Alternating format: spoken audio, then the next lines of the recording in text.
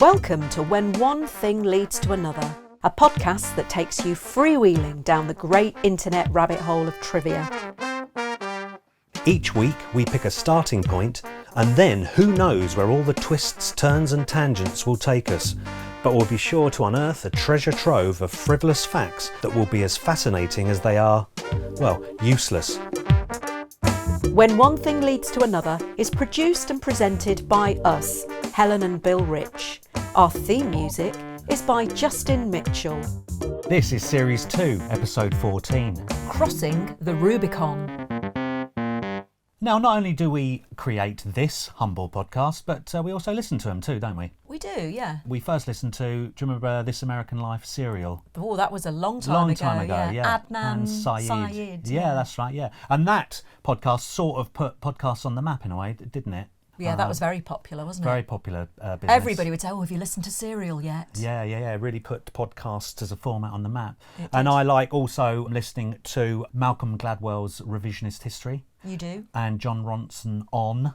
And, of course, No Such Thing as a Fish. Yes, of course. And lately, I've been catching up with Greg Jenner's brilliant You're Dead to Me. Yeah. We like Greg Jenner. And of course, he was the historian behind the Horrible Histories. He was indeed. And he's written a bunch of books, and he's a top historian and has a brilliant podcast. And I was listening to that very podcast. Yeah. And I was listening to the one about Julius Caesar. I think it was The Rise of Julius Caesar. Right. And very interesting it was too. Was it? And I learned while listening to that when Julius Caesar decided that he wanted to become the emperor, he formed an army. Yeah. And he had to go into proper Italy. Invade it, or take his army over, and therefore it was a declaration of war. Right. And the border was a river, and the river was called the Rubicon. And so that is where we get the idiom crossing the Rubicon. Oh, I didn't know that. Well, neither did I. So I thought that was really very interesting. Oh, that is interesting. And then from there, of course, he won effectively the Civil War and he became the dictator for life, Yeah. Julius Caesar. Yeah. Yeah. Well, that got me thinking about other idioms of where they come from. And I can't think of Julius Caesar without thinking of Kenneth Williams saying, "Infamy! Infamy! They've all got it in for me!"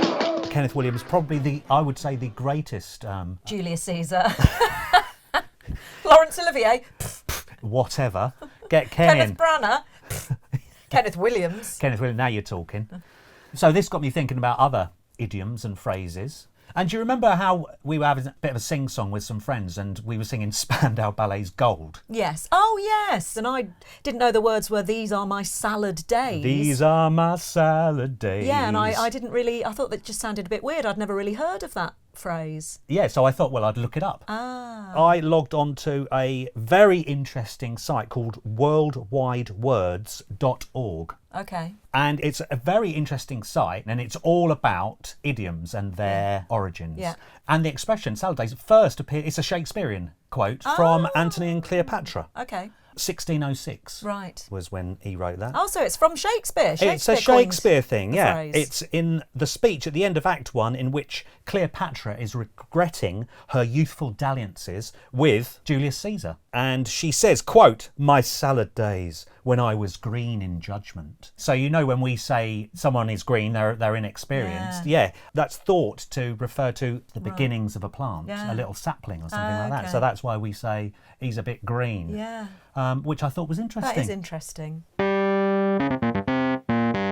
Spandau Ballet are becoming quite the regulars on When One Thing Leads to Another, aren't they? They're the new Orson Welles of Series 1, aren't they, of Series 2. All roads lead to Spandau Ballet. Yeah, we discovered the origins of their name, the Spandau Ballet, and we also found out how Gary Kemp went to stage school with Phil Daniels. Off of Quadrophenia. That's right. But I had a little dig into Tony Hadley, the lead singer, of course, or should I say former lead singer, because he announced in 2017 that he would not sing with the band again. Oh. Yeah, this followed, there was the ongoing spat. And in 1999, there was the court case where he and the saxophone player, Steve Norman, and the drummer, John Keeble, they attempted to force Gary Kemp to pay them backdated royalties. Yes. Yeah, I remember Yeah, because, he wrote the songs. Gary Kemp did, Gary Kemp wrote the songs, but obviously they felt that they were part of the creative process maybe, but he did technically write the songs.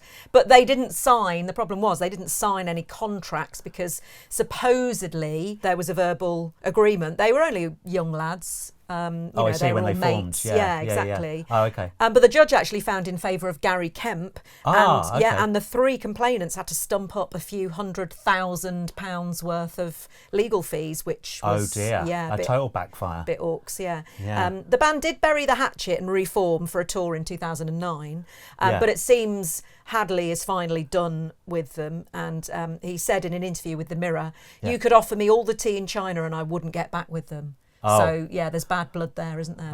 Sounds like it. That's the end of that. Yeah. But did you know that in 2006, Tony Hadley became a co-owner of the Red Rat Craft Brewery? Oh. Yeah, which produced Hadley's Golden Ale and Hadley's Crazy Dog Stout. Crazy Dog Stout? Have you ever tried that? I never have, but I'm very intrigued to try it. Well, unfortunately, the business closed in 2013, so it's unlikely that you're going to get a chance. But after that, Tony Hadley became associated with the Great Yorkshire Brewery, which issued a lager called Gold. And this led me to discover that there have been a number of collaborations between bands and breweries. Yes. Okay. Iron Maiden have a range of beers. Did you? Yeah, you knew that. I think I knew that. They collaborated with Robinson's Brewery in Stockport. Okay. One of their beers is called Trooper, after one of their songs, apparently, which has won a few beer-based awards. Oh, well done, Iron Maiden. Yes. New Order, Idols, Elbow, The Darkness and Queen as well. Okay. Yeah, they've all put their names to beers. But my favourite example is Motörhead's beer, which, as I'm sure you can imagine, has a great name. It's called Bastard's Lager. And it's dedicated to, quote, beer drinkers and hell raisers. Love it. Well, obviously, I'm glad you've mentioned beer. It's one of my favourite subjects. It is one of your favourite things. It is, absolutely. One of my it's definitely my top 1 things of all time. Did you know, I didn't know this, the word beer comes from a Slavic word, from the verb to drink. Well, I mean, Latin, in Italian, it's bere, it's to drink. Oh, you really took all the wind out of my sails. Yeah, sorry about that. Anyway, carry on. The earliest evidence of brewing beer dates all the way back to somewhere between 3,500 and 3,000 BC. Well, yeah, I mean, I can believe that. Human race have been looking for ways to get out of their tiny minds for a long time. Never been big fans of sobriety, have us humans. Yeah, there's evidence in the form of chemical residues in ancient Iran. Iran? No less, yeah. Can you guess which country is the biggest consumer of beer per person? Oh, I'd guess Germany. Yeah, Germany's actually third. Oh, okay. Yeah, and Poland is second. Okay. Yeah, the biggest beer drinkers are the Czechs. Oh, okay. Czech Republic. Yeah. 137 litres of beer per capita per year. Right. Yeah, and actually beer is the 3rd most consumed beverage in the world after water and tea. Wow. Isn't that amazing? Yeah. Well, even in medieval times, they used to drink beer, didn't they? Because the water was so terrible to drink. Yeah. God, imagine if water had just been really deliciously lovely back in those days. Maybe we would never have had beer. And then I would just have total misery in my life. Thanks. During my trawling through beer-based facts, I've discovered that, I'm going to have terrible trouble pronouncing this, bear with me, Xenosillicophobia is the term for the irrational fear of an empty glass. Oh, so that's what you have. Is that just not synonymous with alcoholism? Well, apparently it refers to any drink. So it's not necessarily alcoholism. But sufferers tend to feel irrationally agitated when there is an empty glass around. Right. And I sort of have that similar sort of feelings when the person whose turn it is to buy the round isn't exactly forthcoming. Know what I mean? So I've been Googling unusual fears.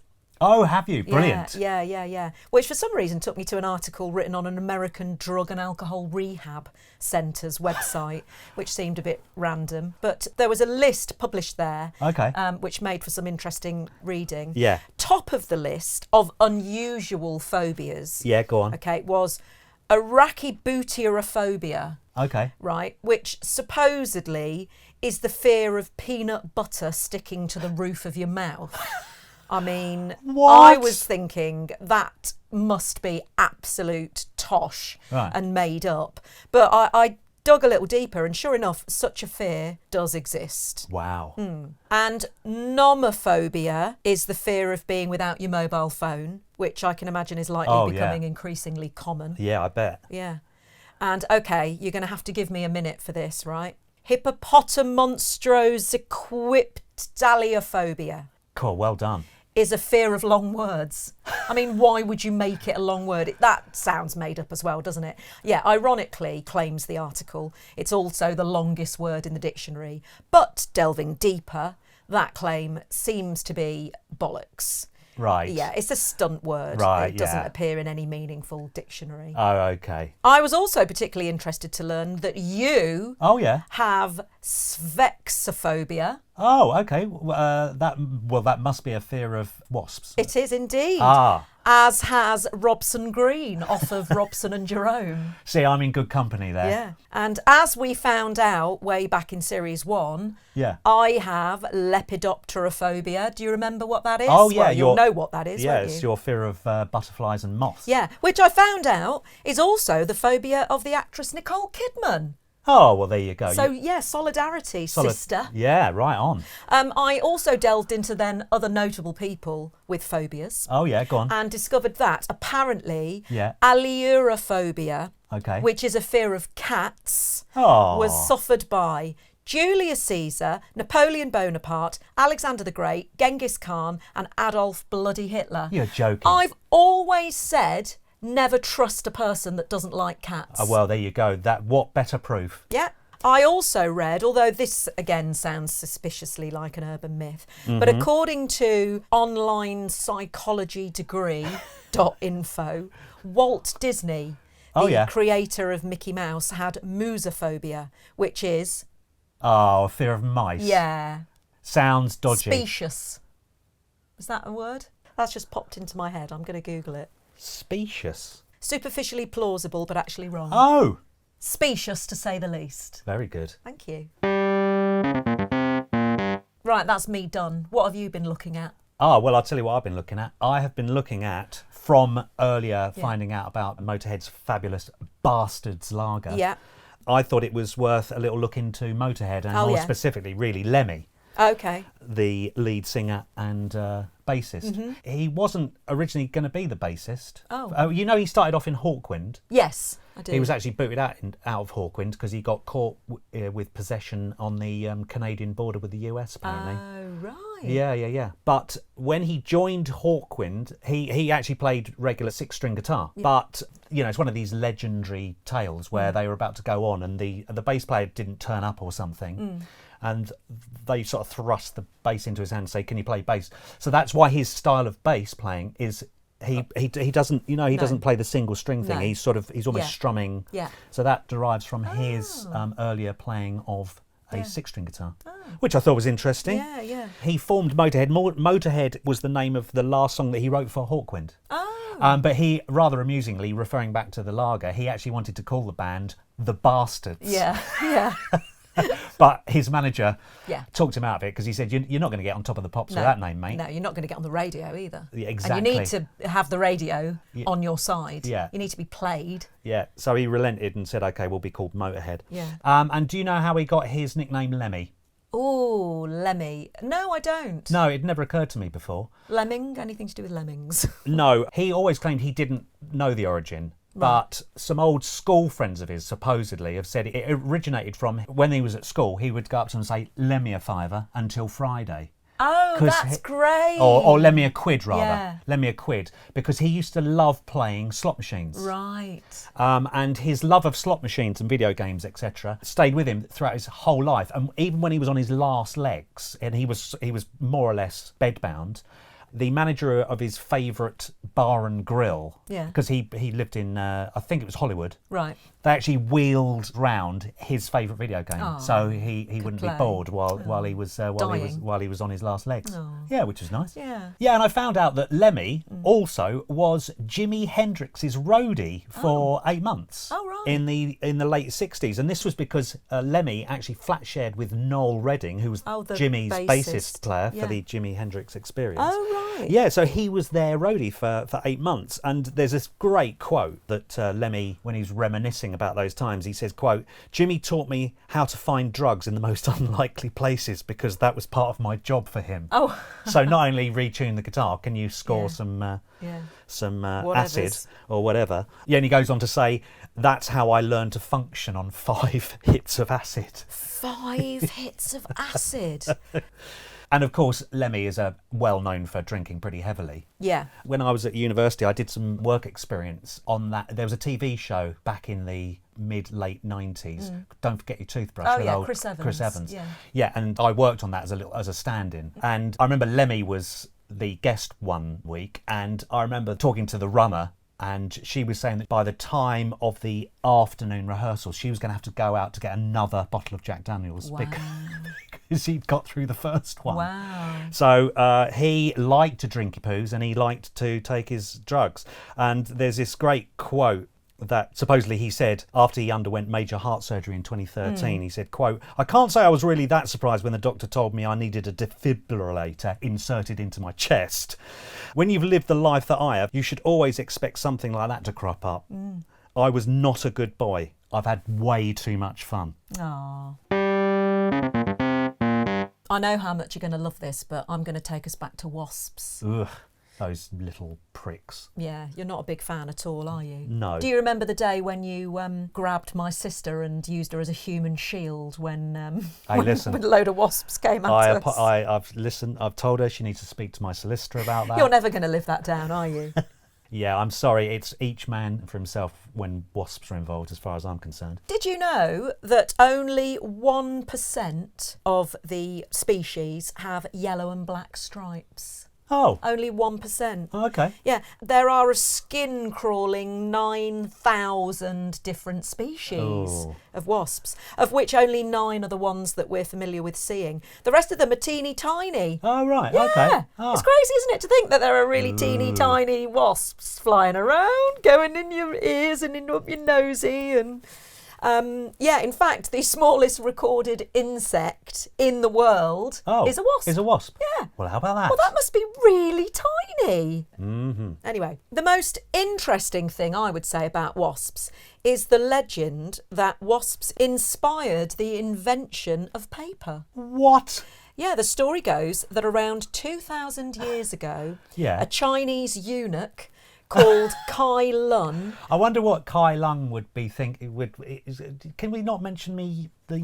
Just call me a man rather. Why do I have to be a eunuch? Yeah. Well, anyway, he watched. Well, he had nothing better to do. He watched a wasp skillfully building a paper nest in his garden, which it created from fine slithers of chewed up wood it had collected in its mouth. Oh, okay. Yeah, and Kai Lun was inspired to experiment with wood mulches and eventually created paper, or a paper of sorts. Oh, okay. Well, listen, I will try and think of the irony next time I roll up a newspaper and batter the shit out of one of them.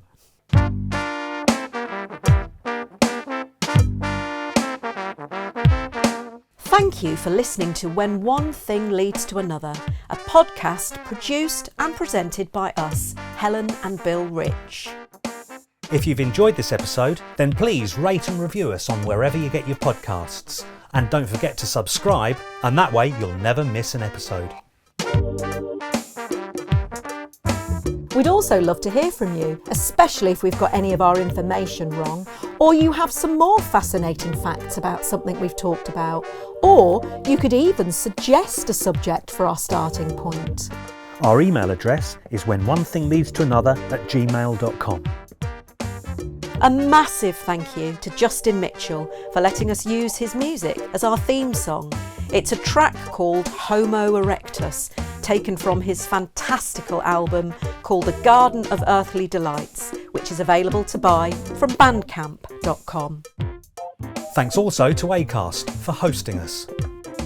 Join us next week for another episode of When One Thing Leads to Another. Please note that all facts have been found on the internet and therefore we cannot vouch for their veracity.